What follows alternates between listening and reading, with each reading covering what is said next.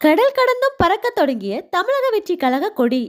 தமிழக வெற்றி கழக கொடியானது தற்போது அனைத்து நிகழ்ச்சிகளிலும் தவறாமல் பங்கெடுத்து வருகிறது என்றே கூறலாம்.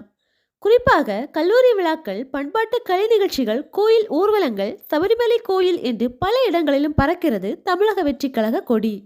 தற்போது இதையெல்லாம் மிஞ்சும் வகையில் கடல் தாண்டியும் பறக்க தொடங்கியுள்ளது தளபதி விஜயின் தமிழக வெற்றி கழக கொடி.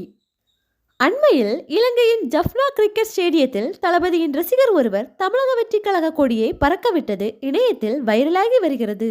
அதேபோன்று இந்தியா நியூசிலாந்து இடையேயான சாம்பியன் டிரோபி இறுதிப் போட்டியானது கடந்த 9ஆம் தேதியன்று துபாயில் நடைபெற்றது.